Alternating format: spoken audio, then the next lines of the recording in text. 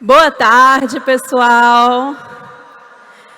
Sejam bem-vindos, a mais uma Academia Enem. É um prazer estar aqui com vocês. A primeira vez que eu venho aqui, Espero que vocês gostem. Estou muito feliz com o convite, Muito obrigada também à organização. E aí, pessoal, hoje eu vou falar um pouquinho de física com vocês, Então, assim, eu sou suspeita, para falar que eu amo física, adoro essa matéria. Quem aí gosta de física? Levanta a mão, quem gosta de física? Eu gosto. Oh, eu vi umas mãos levantadas, aí eu gostei.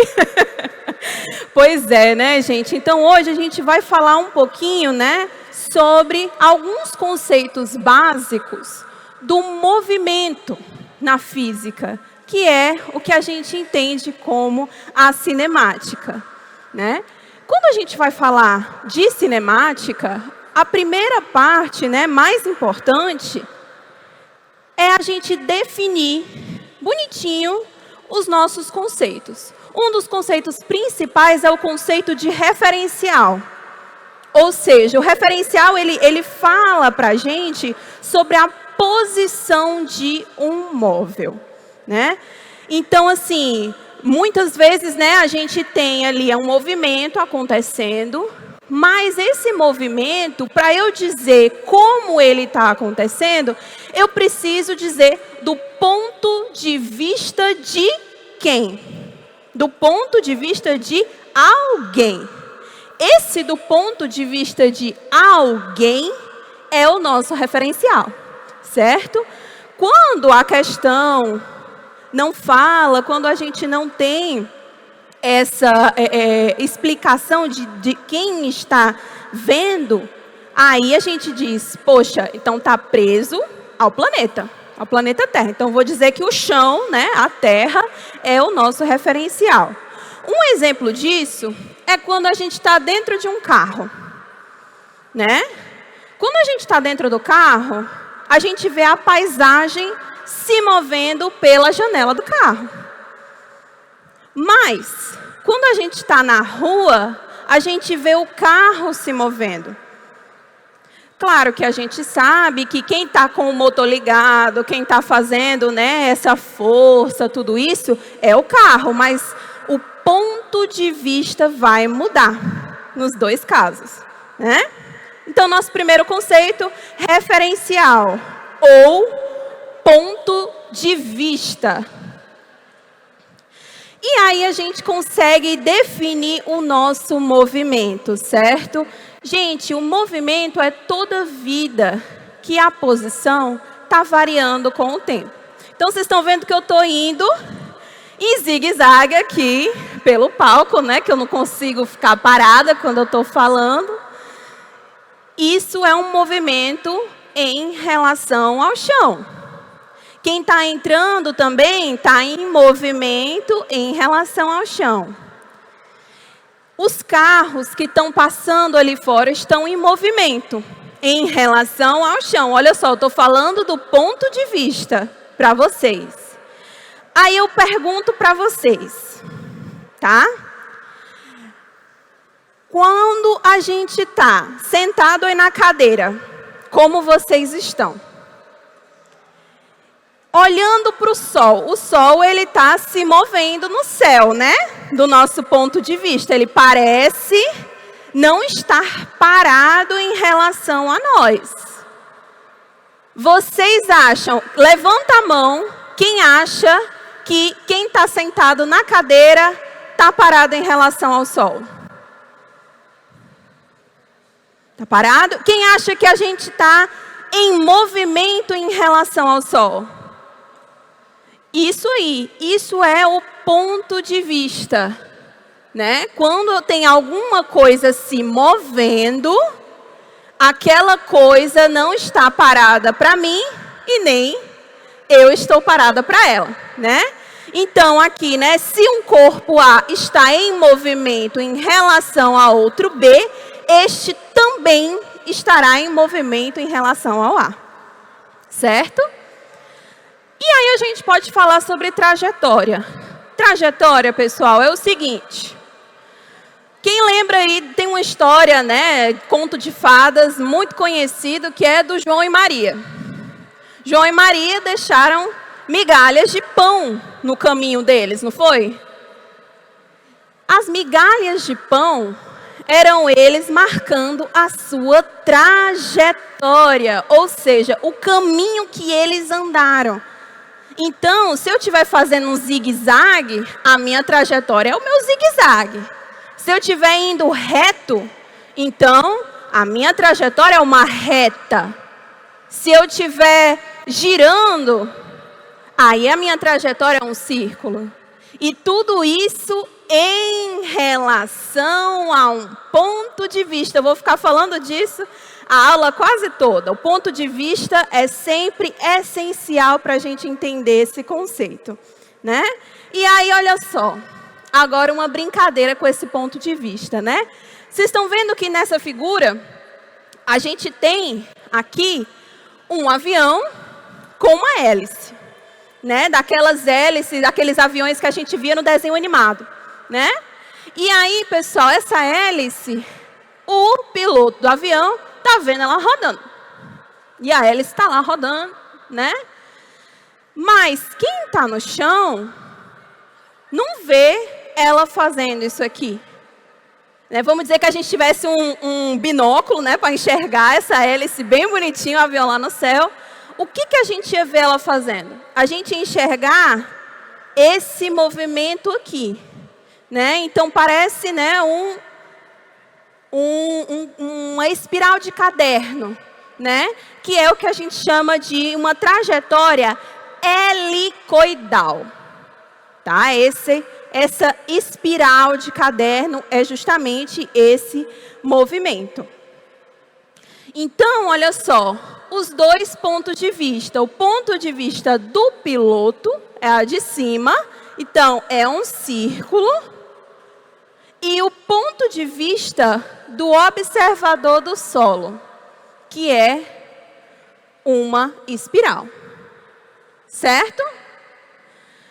Tem um exemplo também, pessoal, que gosta muito de aparecer em exercício, que é o caso do avião soltando a caixa. Vocês já devem ter visto algum exercício por aí, né, no Enem, que tem um avião que ele vai soltar, por exemplo, uma caixa de mantimentos para um local. Eles fazem lá, contam, né, a situação e falam desse avião, né?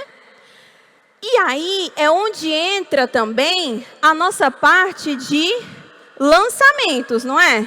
A gente não está jogando uma coisa, o avião vai ver ele caindo, mas quem está no chão vê outra coisa. Mantenham isso em mente, tá, gente? Sempre que eu for fazer um exercício de cinemática, eu tenho que pensar no meu ponto de vista, né? Tudo bem? Aí, outro conceito importante é a parte de posição ou espaço. Pessoal, para isso daqui, eu gosto de usar um exemplo que é bem assim, presente no nosso dia a dia, que é o caso da rodovia. Aqui por Fortaleza tem uma BR, não tem? Não passa uma estrada, uma rodovia?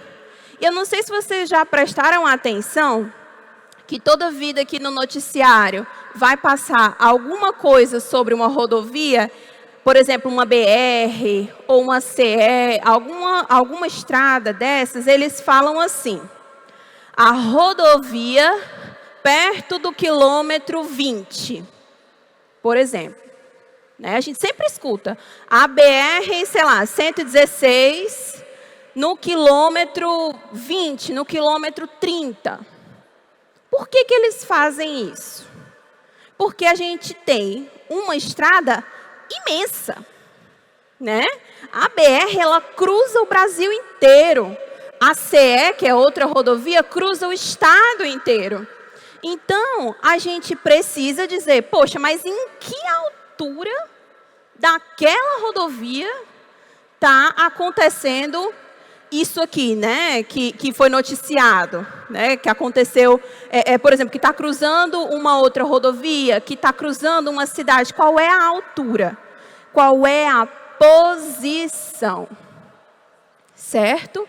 Então, quando a gente tem, no caso da rodovia, eu disse, né, no caso não eu, né, mas quem foi montar o esquema das rodovias, pensou assim, aqui vai ser o meu ponto de partida e eu quero ir até o final, né, até aquele outro lado.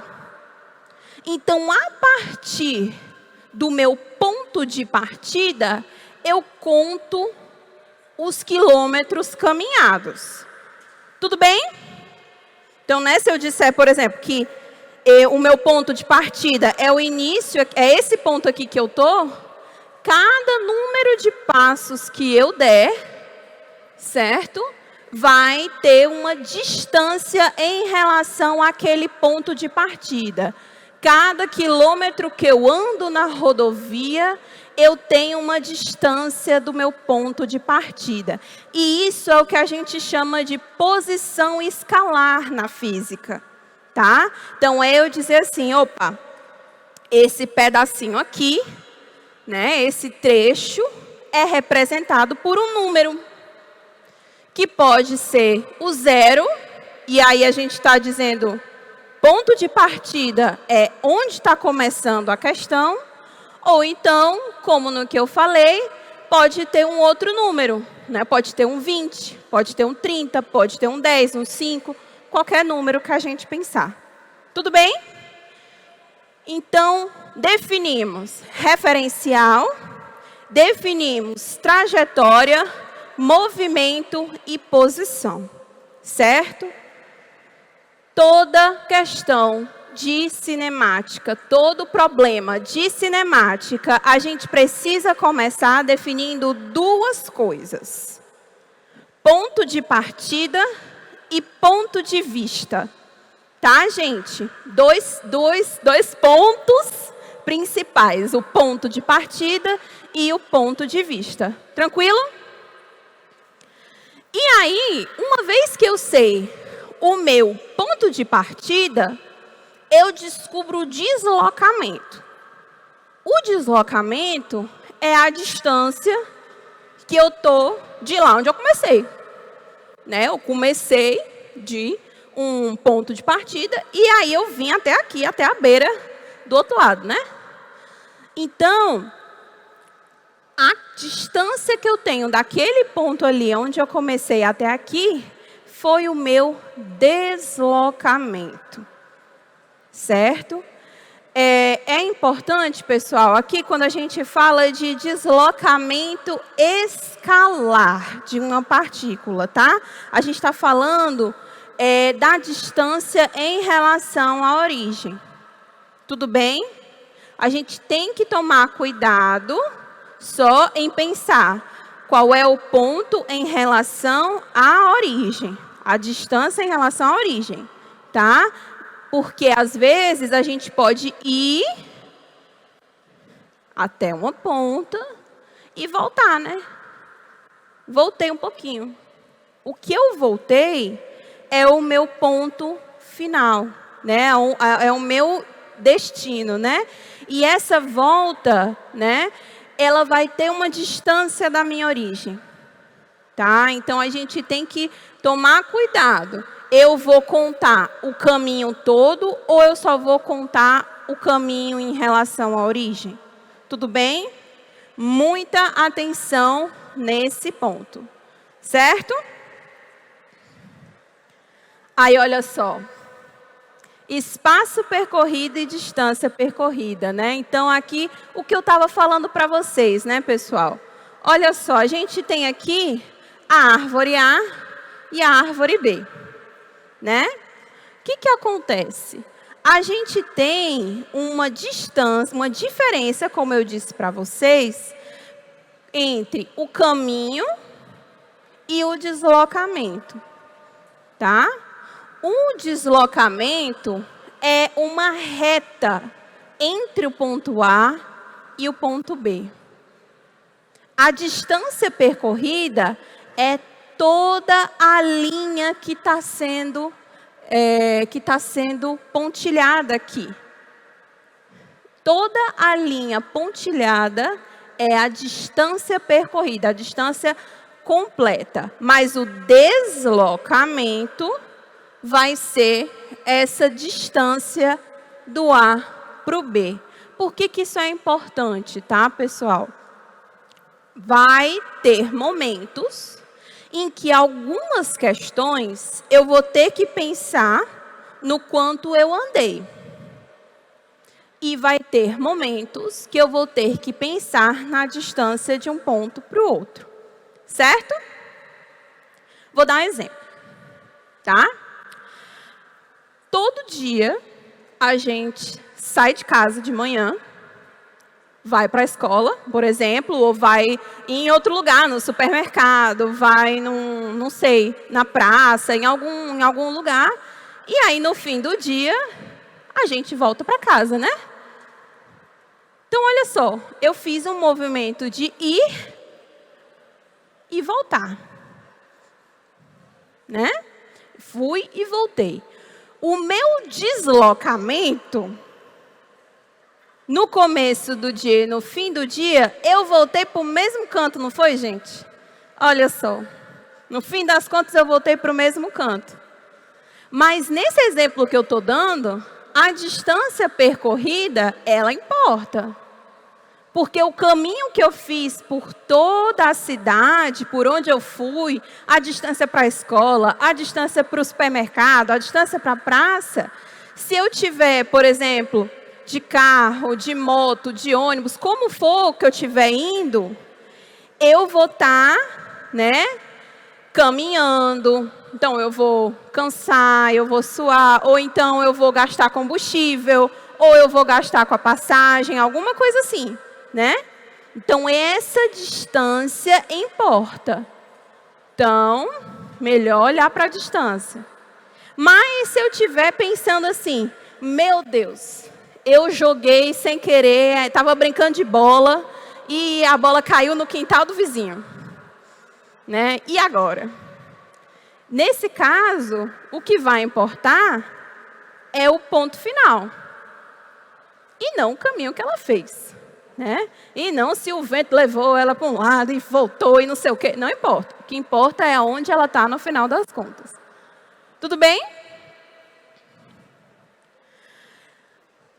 A gente pode, então, pensando nesses caminhos percorridos, falar sobre uma velocidade escalar média.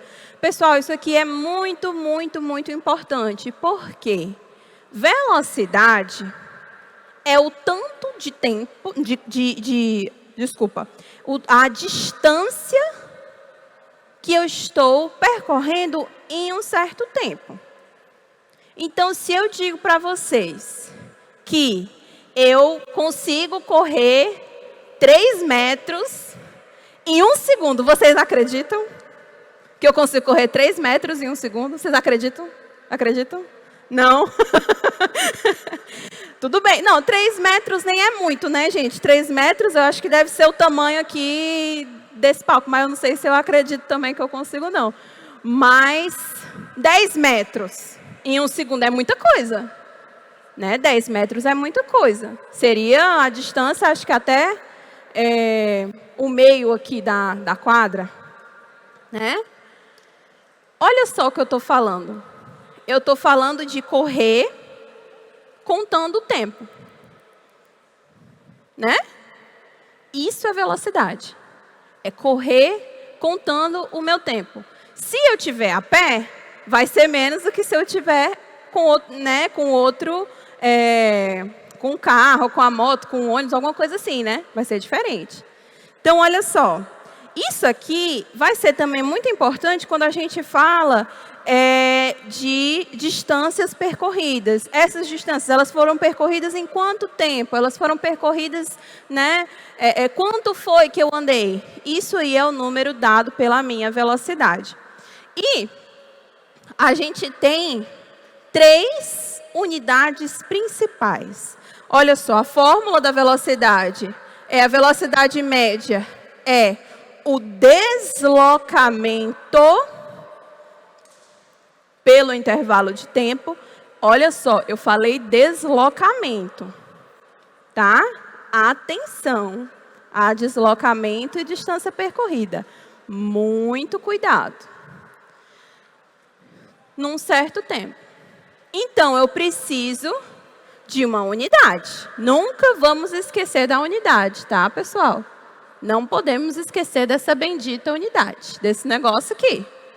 Esse negócio que a gente tem sempre que lembrar.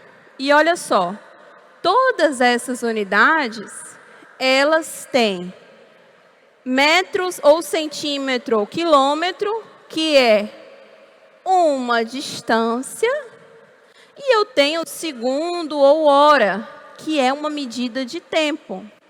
Olha só, igual a minha fórmula. Tudo bem?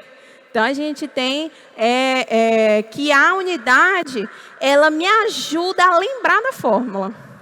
Ainda tem isso aí, olha que massa, ainda está me ajudando o negócio. Então, a gente tem 3 unidades que são mais utilizadas, que é a unidade do Sistema Internacional de Medidas, que é, né, utilizado assim, amplamente, que é metros por segundo. A gente também tem no sistema CGS, tá? Que é, para quem não lembra, o sistema CGS é centímetro, grama e segundo, ou seja, ele vai usar tudo que vem desses 3, e aí vai ser centímetro por segundo, a unidade da velocidade. E a gente tem o usual, né, pessoal? Ninguém vê placa de trânsito dizendo 10 metros por segundo. A gente vê 50 quilômetros por hora, 40 quilômetros por hora, 60 e por aí vai, né? Então, quando a gente utiliza no nosso dia a dia, o que vai mais aparecer é quilômetro por hora, tá?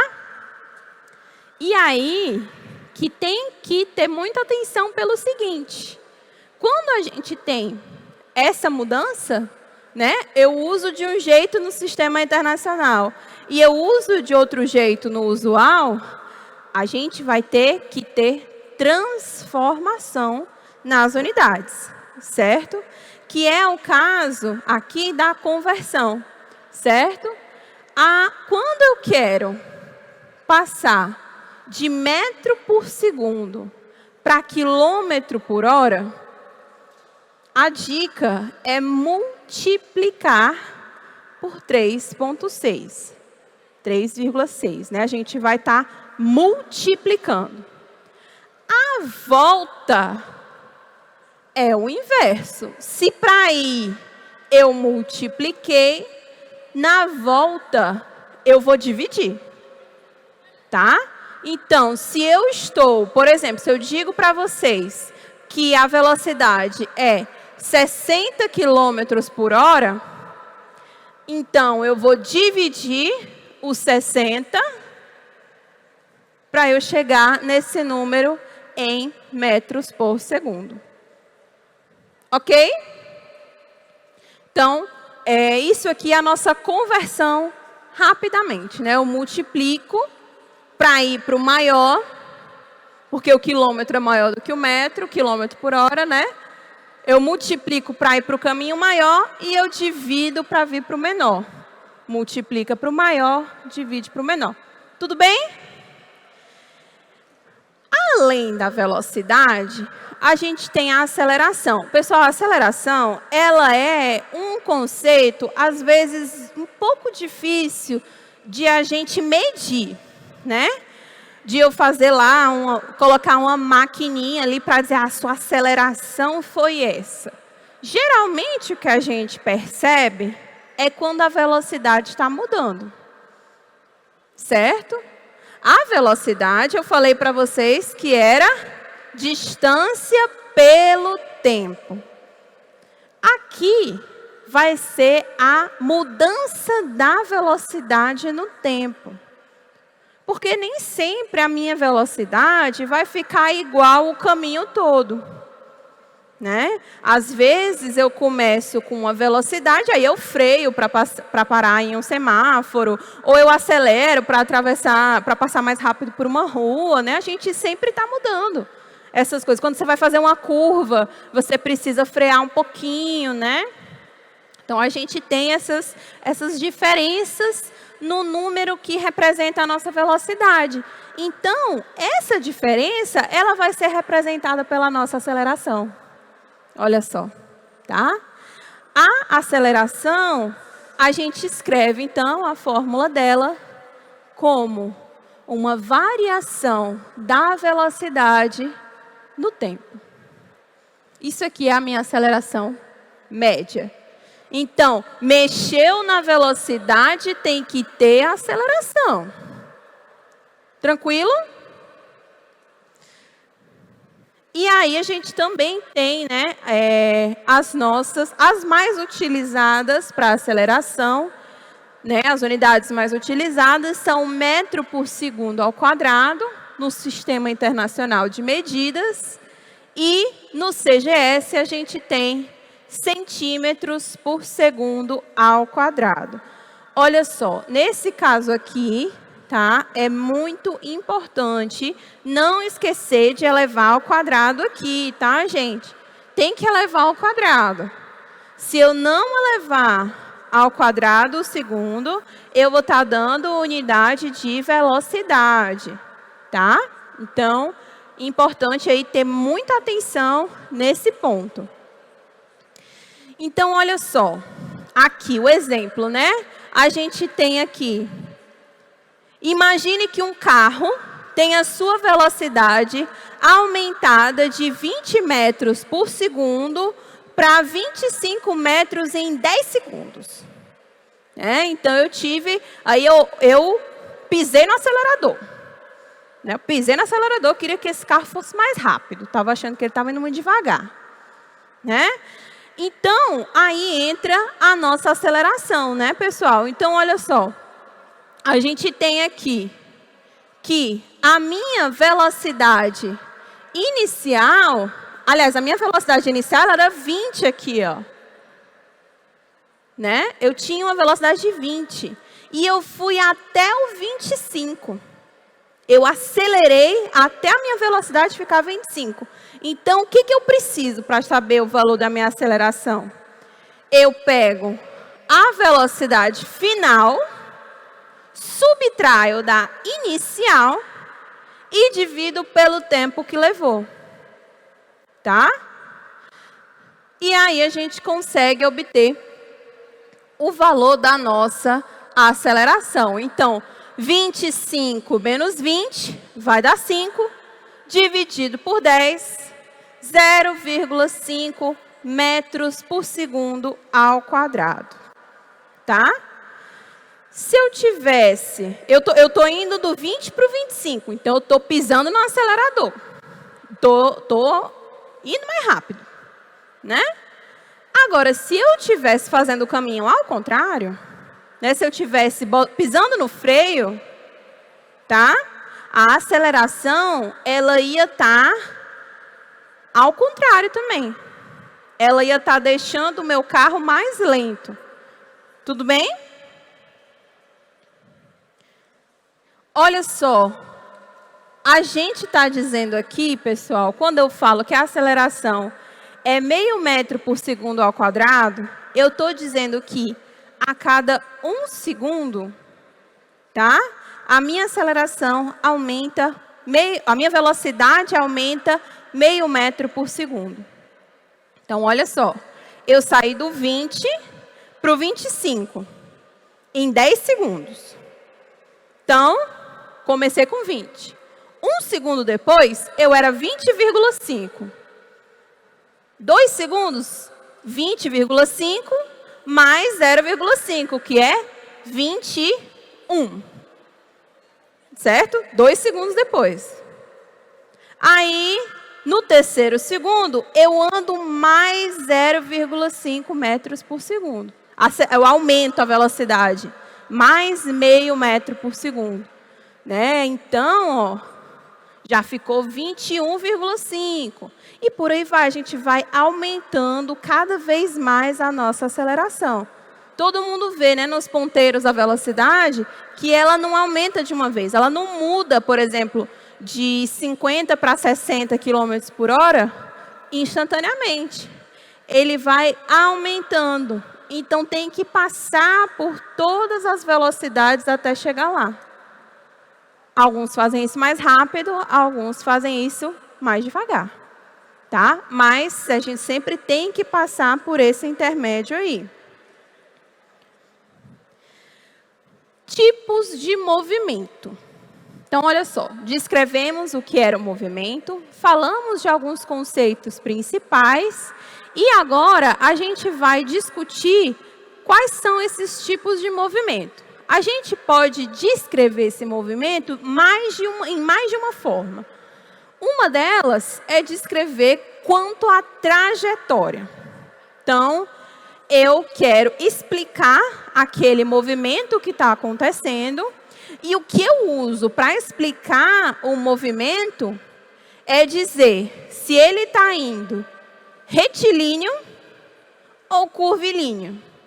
Ou seja, retilíneo é uma reta, curvilíneo é uma curva, é um círculo, é um movimento que não seja retilíneo, né? A gente vai ter aí alguma coisa que não está dentro da nossa ideia do retilíneo, tá? Isso é quando a gente classifica o movimento em relação à sua trajetória, ou seja, aquele caminho que eu falei para vocês, né, do João e Maria, certo? Então, cada um desses trajetos que estão sendo feitos.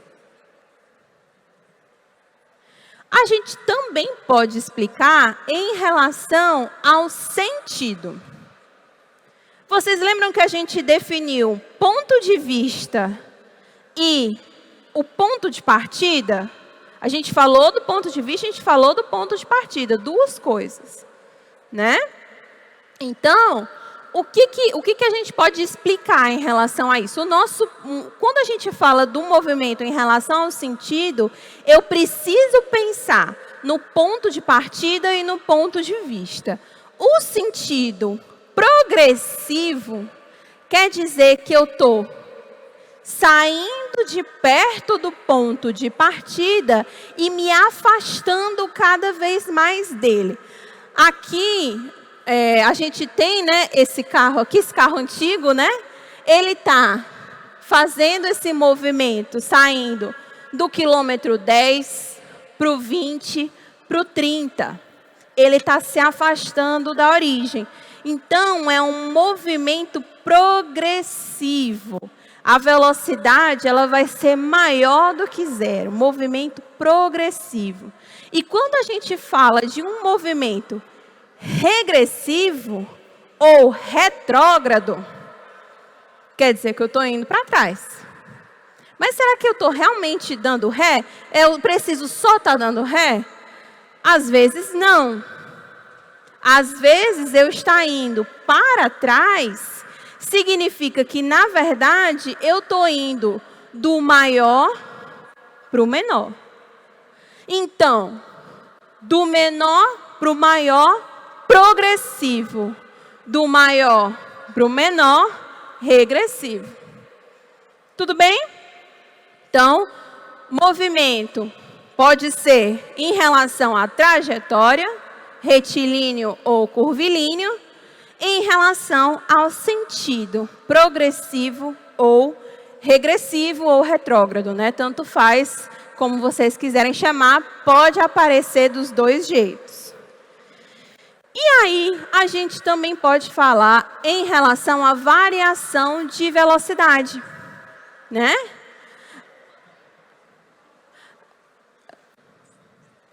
Em relação à variação de... Tem uma pergunta? Pergunta.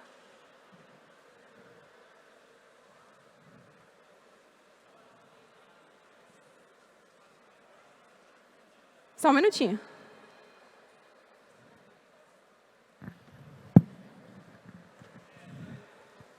Quem quer perguntar? Quem quer perguntar? Aqui. A senhora pode voltar o slide, por favor? É diminuindo em relação ao quê? Ao ponto de partida, ao referencial? Olha só, o referencial, ele é o ponto de partida e para onde eu estou indo, certo? É os dois juntos. Então, aqui, progressivo, quer dizer que eu estou me afastando da origem do referencial. Ah, entendi. Tá? E o regressivo, eu vou estar voltando para a origem. Pronto.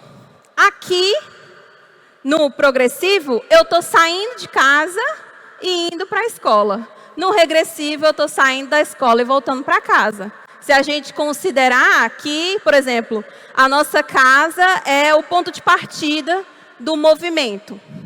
Tudo bem? Quando a gente pensa em relação à variação de velocidade, a gente tem aqui 3 possibilidades, né, que foram listadas aqui. Então, a gente tem aqui, em relação, a gente pode ter um movimento uniforme ou um movimento que tem aceleração. Se ele tem aceleração, ele pode ser acelerado ou desacelerado ou retardado, que é outra forma, né? Então, o movimento uniforme, a velocidade é a mesma, o caminho inteiro. Estou com a mesma velocidade. Quando o movimento é acelerado, quer dizer que eu estou pisando no acelerador. Eu estou indo mais rápido, né? Eu estou querendo chegar logo, certo? E quando o movimento é desacelerado, eu estou pisando no freio, tá? Então, por exemplo, pessoal, eu não sei quem aqui gosta de acompanhar aqueles esportes de maratona, essas coisas, né? Quem conhece já viu o pessoal correndo naquelas grandes maratonas de São Silvestre, essas coisas, né? Quando a pessoa está correndo a maratona, primeiro ela sai do ponto de partida, né? E ela tem que dar uma acelerada, né? Porque ela estava parada. Eu estava parada, vou ter que acelerar para chegar na velocidade. Então, eu vou aumentar ali a minha velocidade. Até que eu chego num ponto em que eu vou tentar manter uma velocidade constante. Porque, gente, uma maratona é muita coisa, né? É chão, viu, gente? É chão, é muita corrida. Então, a pessoa tem que manter um ritmo confortável, que ela treinou muito, né? Para ela aguentar o ritmo dessa corrida. Então, ela primeiro acelera, porque ela estava parada, né? Depois, ela chega num movimento uniforme, durante vários quilômetros, ela vai ali correndo naquele passo constante. Eu acho que vocês já devem ter visto em alguma praça, assim, sempre tem aquelas pessoas que correm no mesmo ritmo. Eu fico encantada, porque é muito difícil fazer isso.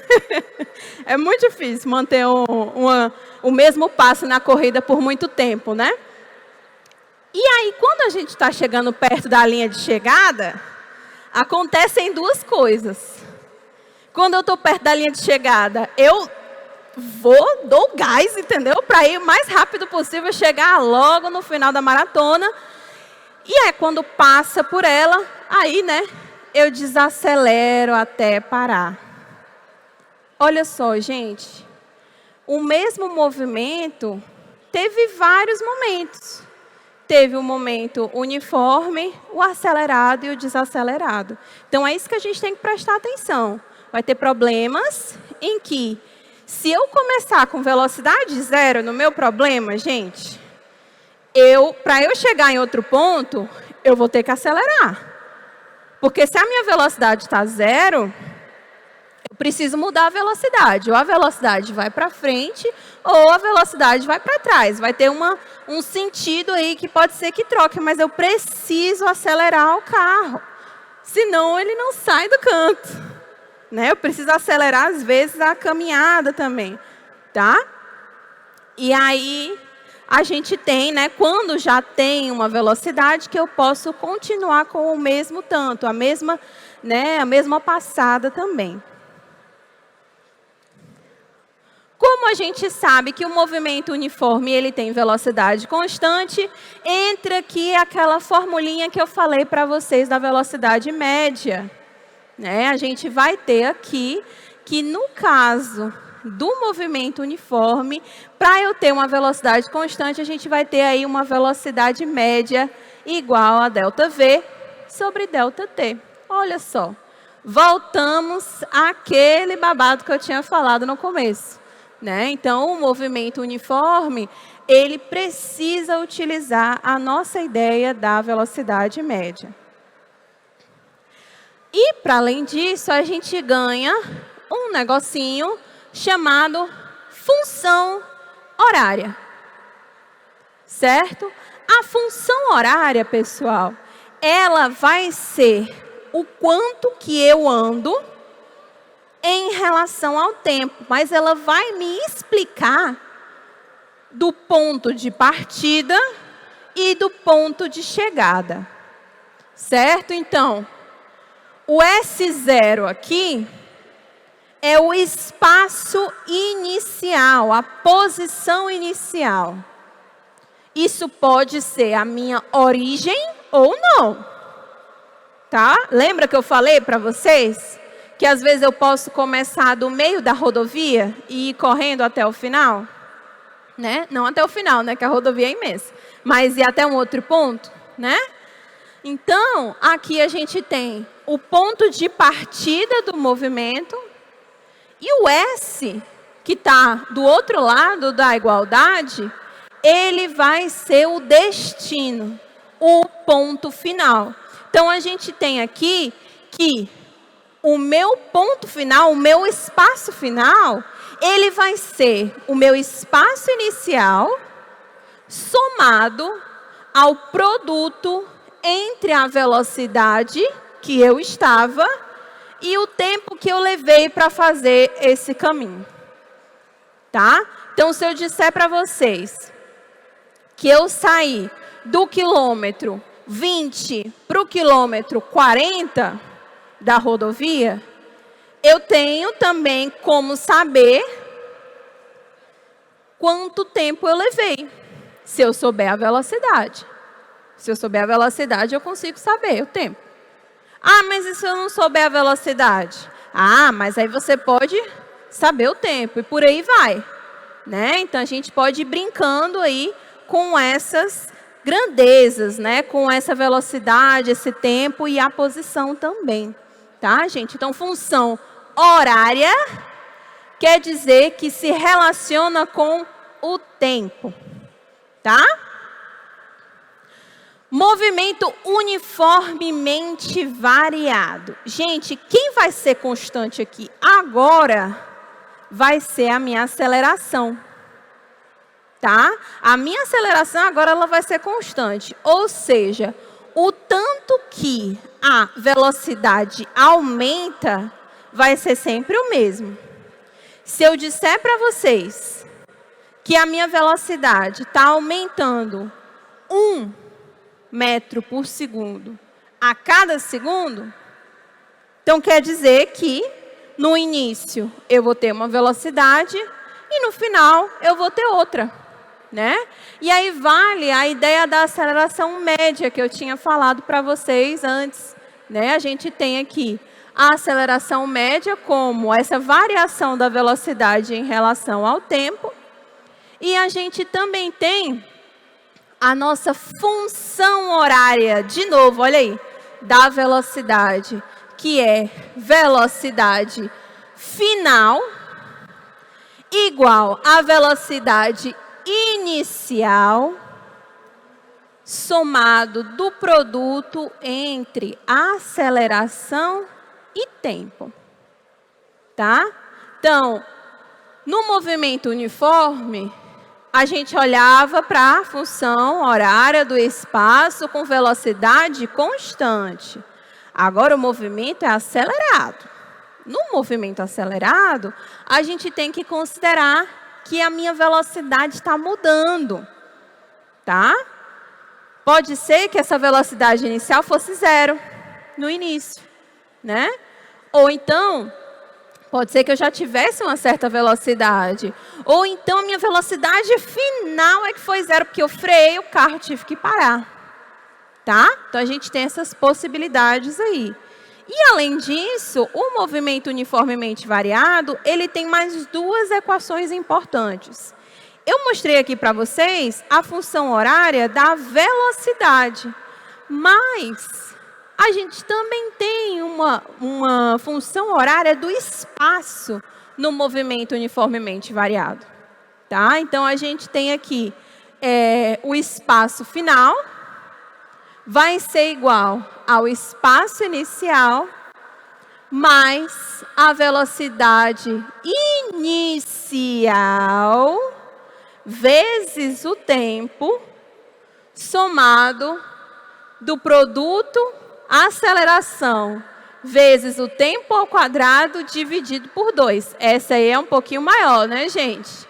Então, espaço final igual a espaço inicial mais velocidade inicial vezes o tempo mais aceleração vezes o tempo ao quadrado sobre 2. Tranquilo? E a gente tem a equação de Torricelli, né? Que é uma equação que ela não tem o tempo, mas ela vai mostrar uma relação entre velocidade, aceleração e distância percorrida, que é a velocidade final ao quadrado é igual à velocidade inicial ao quadrado mais 2 vezes a aceleração vezes o deslocamento, tá, gente? Então, a gente consegue encontrar aí, quando eu não tiver o tempo, essa aqui parece que é a nossa melhor opção. Tudo bem?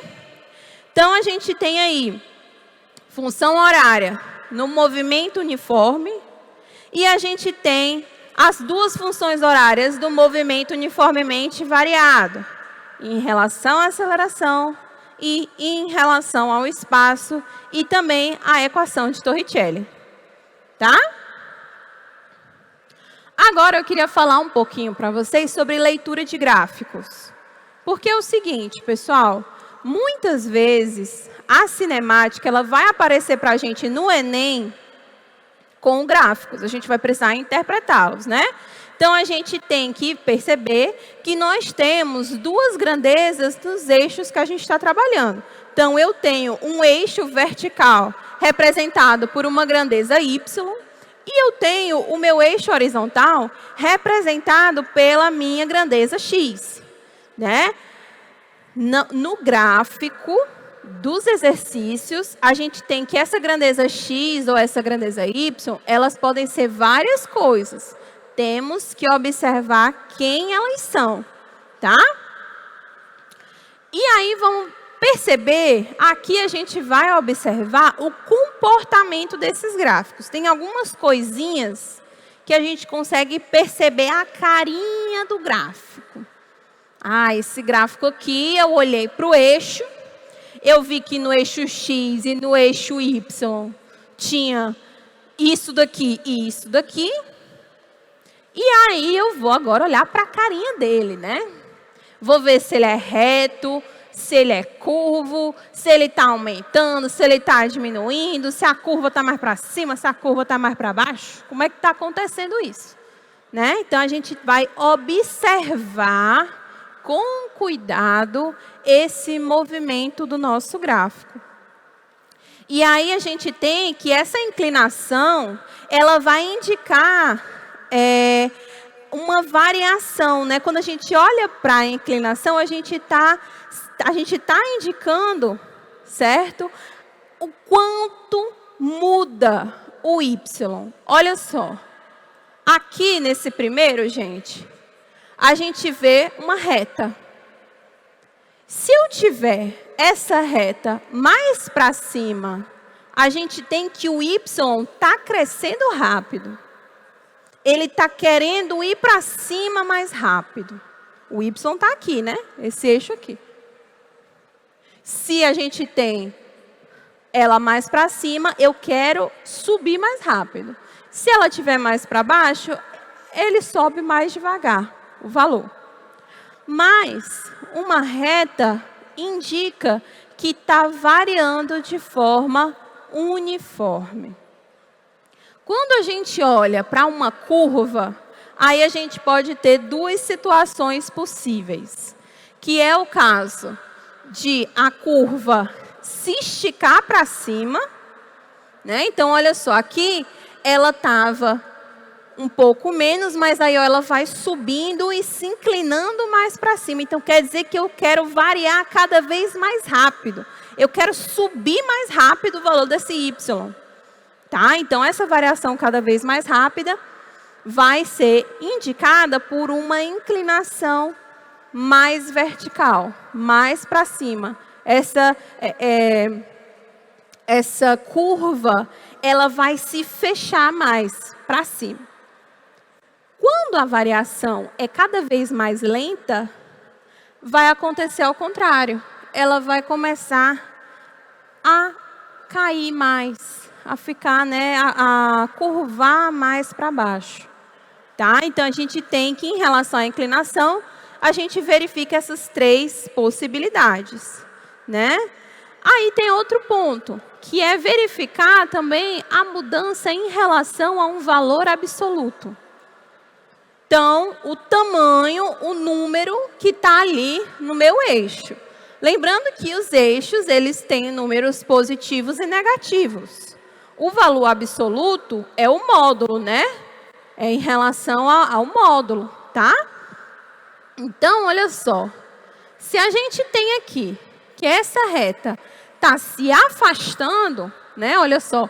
Ela estava aqui, mas a inclinação dela está subindo. Quer dizer que o valor absoluto está aumentando. Quando a gente tem, por outro lado, né, que essa inclinação vai também mais para baixo, só que ela está se afastando, por mais que o meu número seja um número negativo, a gente tem aqui que o valor absoluto aumenta, porque está se afastando do meu eixo X. Tá? Então, se a minha linha está querendo chegar perto do meu eixo X, quer dizer que está diminuindo, não está do jeito que eu quero ainda, não está aumentando tão rápido, né? Mas quando ela está indo para longe do eixo X, seja para cima ou seja para baixo, a gente tem um valor absoluto que vai crescer em tamanho. E aí, quando a gente coloca ela indo para perto do eixo X, descendo, assim, essa descida ou essa subida vindo por baixo, quer dizer que o meu valor absoluto está decrescendo, ele está indo para o zero. Tá? Ele está querendo cada vez mais se aproximar do nosso X.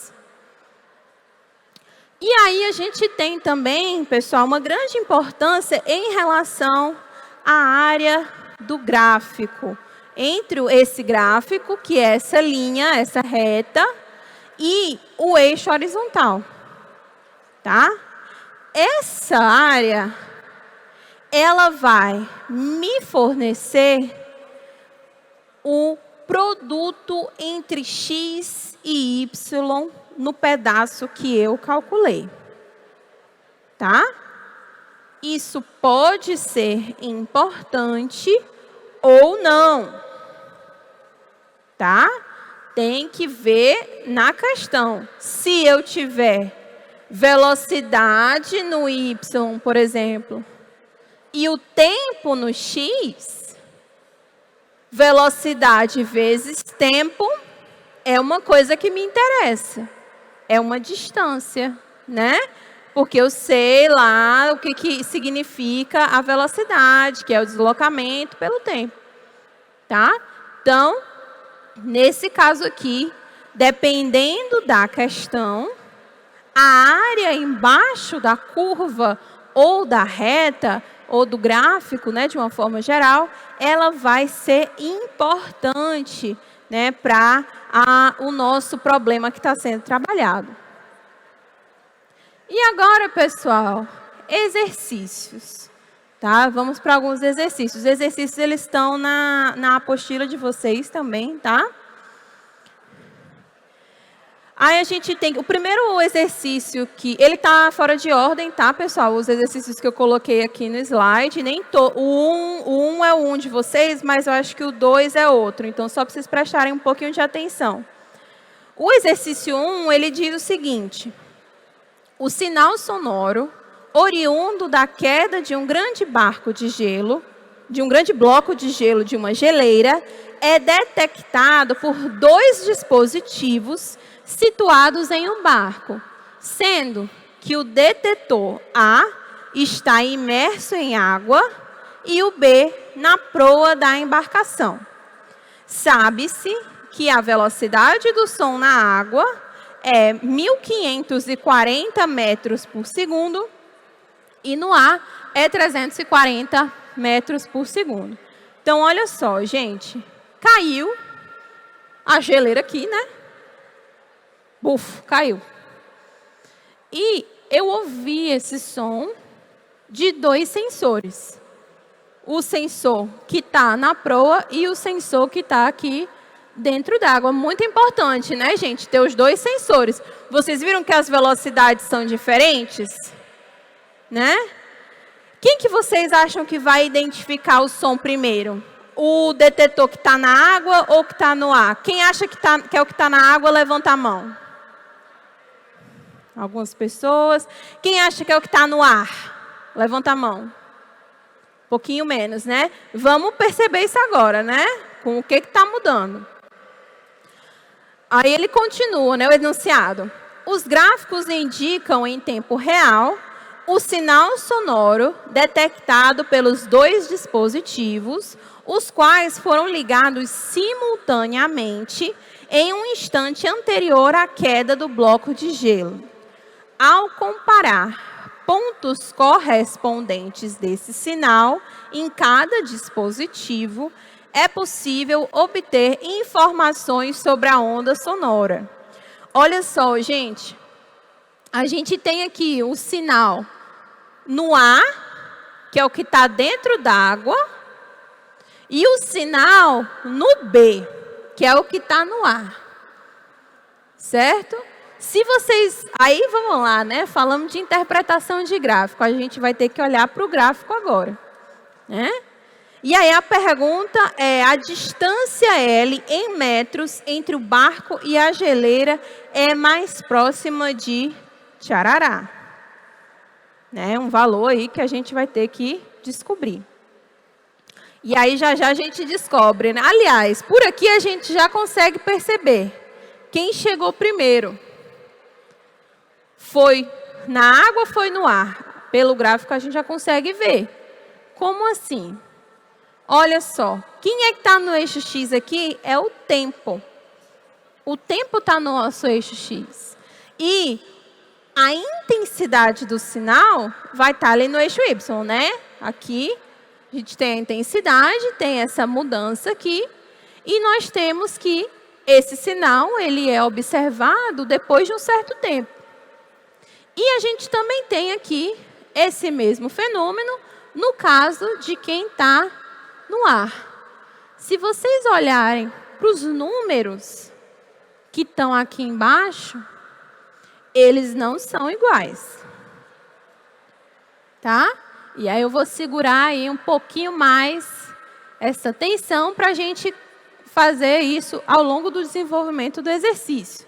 O primeiro passo que eu quero que vocês observem, né, a gente anotou aqui os nossos dados. Então, eu tenho a velocidade do som na água, que é 1.540 metros por segundo, e a velocidade do som no ar, que é 340 metros por segundo. Né? A gente também sabe que esse movimento aí do som, nesse caso, a gente vai considerar um movimento uniforme, gente. O som, não foi dito nada sobre aceleração e desaceleração, mas a gente sabe que o som tem uma velocidade constante. Só vai mudar se estiver no ar ou na água, tá? Todo mundo aqui está ouvindo a minha voz chegar até vocês com a mesma velocidade, né? Dependendo aí da distância que todo mundo está da caixinha de som, certo? E a gente tem que essa distância do barco e da geleira é uma distância L. Essa distância aqui que está sendo percorrida, certo? Então, primeiro vamos analisar na água o que acontece. Eu sei que a velocidade do som na água vai ser L dividido pelo tempo, certo? Que eu levo para detectar o sinal, o tempo TA. Se eu inverto aqui, eu troco de lugar a velocidade e o tempo, né? A gente obtém essa equação aqui embaixo. O tempo, até chegar a, vai ser a distância L dividido pela velocidade do som na água. Então, a gente tem L dividido por 1540. Aí, a gente faz a mesma coisa no ar, né? Colocamos aqui velocidade igual ao deslocamento no tempo, ou seja, distância L e tempo TB, né? Que é o tempo em relação ao meu ponto B. E a gente troca eles de lugar, né? Eu posso fazer essa troca aqui, velocidade e tempo, certo? E a gente obtém, então, tempo. No caso do B, vai ser L dividido pela velocidade do som no ar. Para que eu estou fazendo isso, gente? Se vocês observarem aqui, no nosso gráfico, a gente tem uma medida de tempo.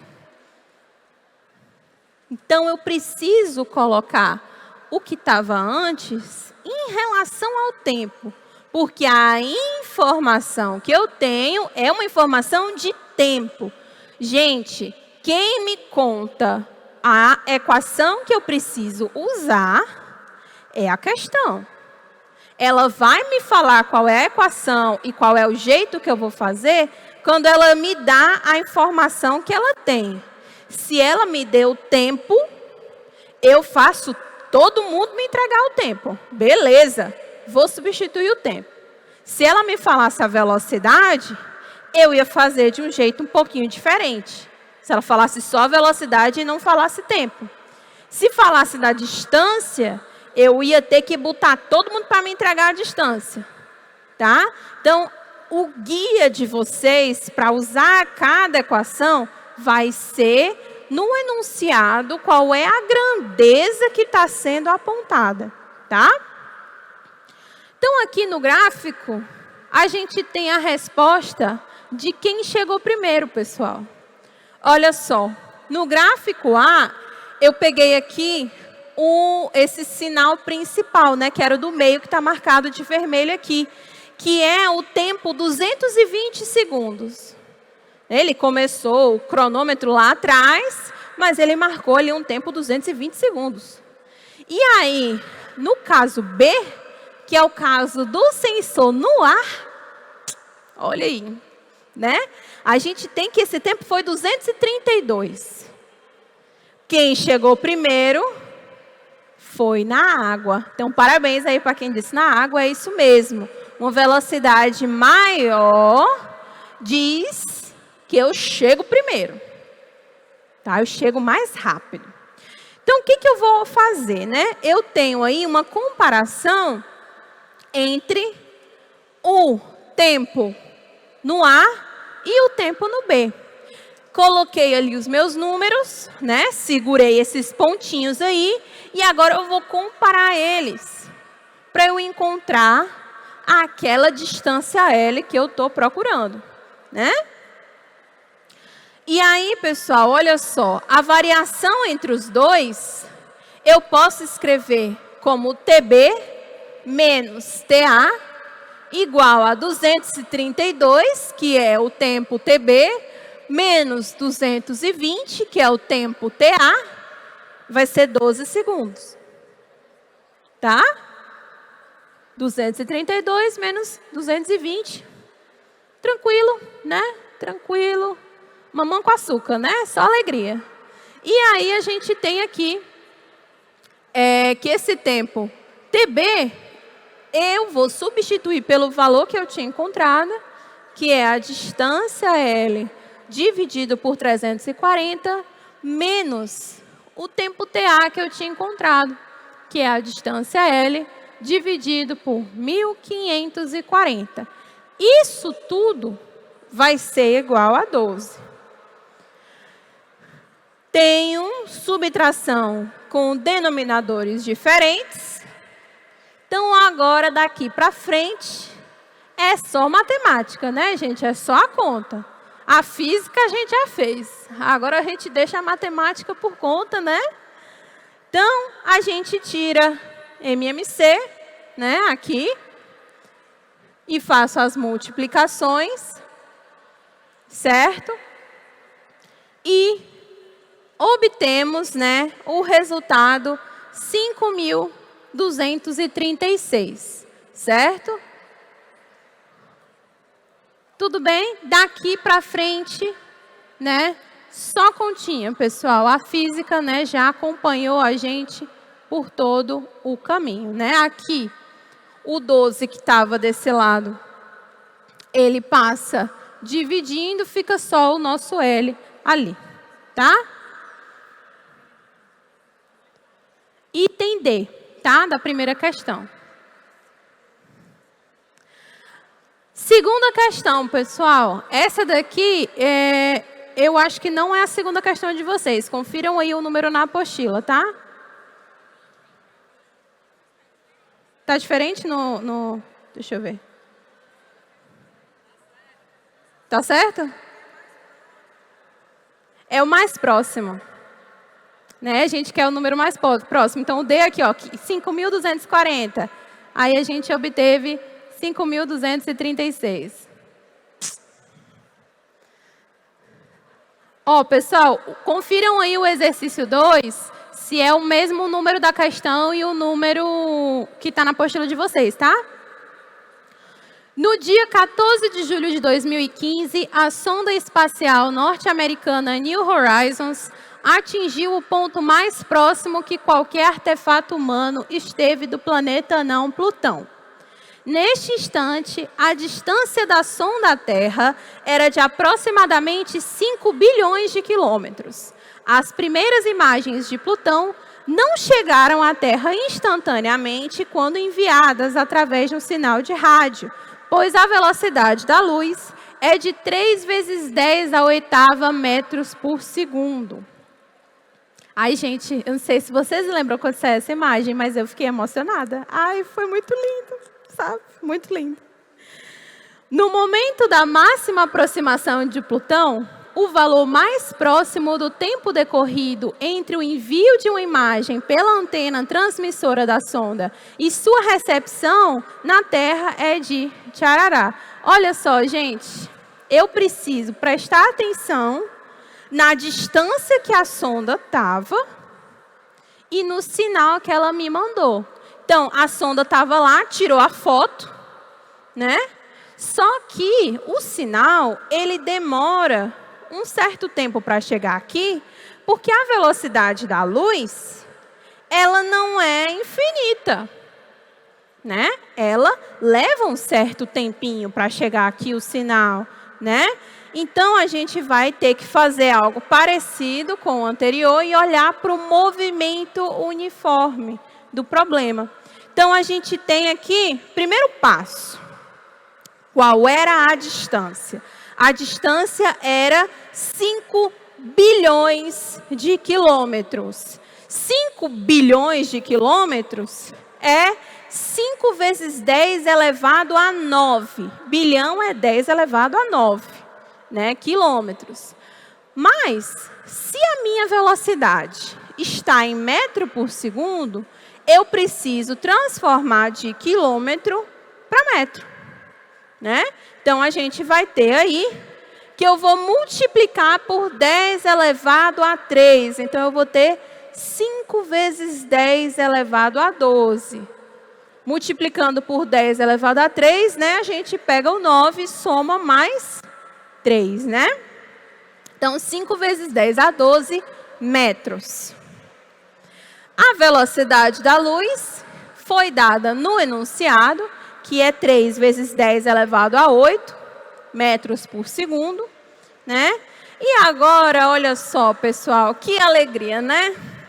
Só utilizar a nossa formulinha do movimento uniforme, que vai ser velocidade igual ao deslocamento pelo tempo. O deslocamento é o 5 vezes 10 elevado a 12. E aqui, né, a gente troca aqui a velocidade e o tempo, porque eu quero encontrar o meu tempo, né? E a gente coloca aqui no final. Eu só troquei aqui, pessoal. Essa daqui, ó, era o tempo, tá, gente? Eu só dei uma trocadinha aí no número e a gente obtém aí, né? Aqui a resposta vai ser em segundos, tá, pessoal? Aqui nessa última parte a gente obtém esse número. Tranquilo? Aqui só coloca em segundos, tá, pessoal? Nessa parte aqui. Que aí vai ser o nosso item D, justamente o 1,7 vezes 10 elevado a 4. Só a mesma formulinha que a gente tinha usado anteriormente, tá? Só substituir a nossa velocidade. Agora, pessoal, essa aqui, eu acho que essa vai ser talvez a nossa última questão. Essa aqui é uma questão muito útil quando a gente vai pensar nos semáforos por toda a cidade. Olha só, você foi contratado para sincronizar os 4 semáforos de uma avenida, indicados pelas letras O, A, B e C, conforme a figura. Os semáforos estão separados por uma distância de 500 metros. Segundo os dados estatísticos da Companhia Controladora de Trânsito, um veículo que está inicialmente parado no semáforo O, tipicamente parte com aceleração constante. Olha só, aceleração constante. 1 metro por segundo ao quadrado, até atingir a velocidade de 72 km por hora. E, a partir daí, prossegue com velocidade constante. Você deve ajustar os semáforos A, B e C, de modo que eles mudem para a cor verde quando o veículo estiver a 100 metros de cruzá-los, para que ele não tenha que reduzir a velocidade em nenhum momento. Pessoal, isso aqui é aquela ideia, sabe, de quando você está parado num semáforo, por exemplo, ali na 13 de maio, né? Ou então em alguma outra avenida aqui em Fortaleza, que se você conseguir pegar um sinal verde, quando está sincronizado bonitinho, o seu ficou verde, aí quando você passar no próximo é para estar verde, o próximo é para estar verde, o próximo é para estar verde. Por quê? Para fluir o trânsito, né? Para a gente não ficar parando. Isso flui melhor. Então, quem estava indo para frente não para muito o carro. Vai continuar seguindo. Quando está bem ajustado, é isso que acontece. Tá? A gente tem justamente esse problema que a gente está tentando resolver para esse semáforo aqui dessa avenida hipotética, né? E aí, considerando essas condições, aproximadamente quanto tempo depois da abertura do semáforo O, os semáforos A, B e C devem abrir respectivamente. Certo? Olha só, pessoal, o que o nosso problema está dizendo, né? O meu primeiro semáforo que abriu foi nesse ponto O ali. O O vai ser a nossa origem, tá?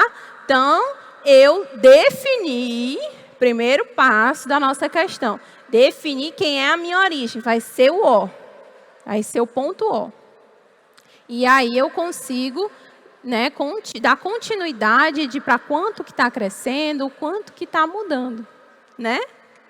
E aí, olha só, no enunciado, fala que o sinal vai ter que ficar verde quando falta 100 metros para o carro chegar no cruzamento. Então, eu coloquei aqui, né? Ó, ficou verde o sinal, faltando 100 metros para o cruzamento. Tá? Para quê? Para o carro não começar a desacelerar, para o carro continuar seguindo em frente. E aí, o próximo, mesma coisa, faltando 100. O próximo, faltando 100 também. Então, em relação à origem, quando eu saio daqui desse cruzamento O, do meu ponto O, né, a gente vai andar 400 metros, certo? E o meu sinal vai ficar verde. Eu quero saber quanto tempo é para esse primeiro sinal ficar verde e depois os outros dois. Mas a gente tem condições que foram dadas, que é, o carro estava parado no sinal O, ele acelerou e depois ficou com uma velocidade constante. Então, vamos ter que observar isso daí, né? A gente tem essas duas partes. A aceleração, que é com movimento uniformemente variado, e... Já foi? Sim? Ah, tá. E quando a gente tem velocidade constante, que é no caso do movimento retilíneo e uniforme, né? Olha só, pessoal, primeiro passo, transformar. Eu quero ir do maior para o menor. Vou dividir. Divido e chego em 20 metros por segundo. Utilizo essa nossa bonitinha aqui que nós falamos para encontrar o tempo que eu levo para chegar, sair do 0 e chegar no 20. E eu descubro que esse tempo é 20 segundos. Quando eu aplico nessa equação. Agora, eu quero saber, nesses 20 segundos, o quanto que o carro andou. Porque se o carro estava acelerando, ele estava andando.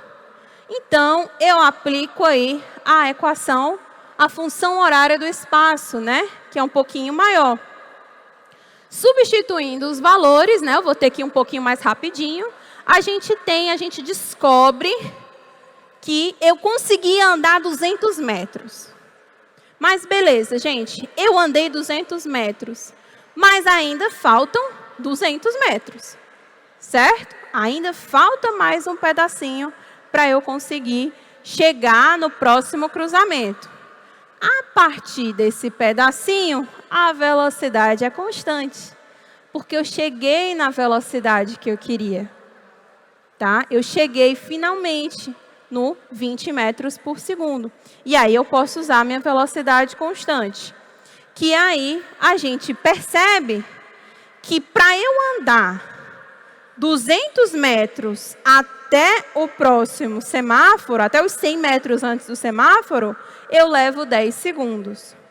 Como eu quero o tempo para sair da origem até o semáforo, a gente chega, né, que o tempo vai ser os 20 segundos que eu demorei acelerando, mais os 10 segundos que eu levei para caminhar o restante, que dá 30 segundos para o primeiro semáforo. Mas eu quero saber o 2 e o 3. Nesses outros dois, olha só, daqui para cá, aqui é 100 e aqui 400. Então, eu vou andar esses 500 metros em movimento retilíneo e uniforme. Ou seja, aplico a nossa formulinha e encontro que o tempo é 25 segundos, partindo, né, de um para o outro. Então, eu tenho que o primeiro, para eu chegar até o primeiro, o tempo é 30 segundos. Para o segundo, 30 mais 25, que é 55. E o terceiro, 55 mais 25, que é 80 segundos. Item D também. Pessoal, muito obrigada. Espero que vocês tenham gostado, né? Muito feliz de estar aqui com vocês hoje. Uma boa continuação aí para vocês, pessoal.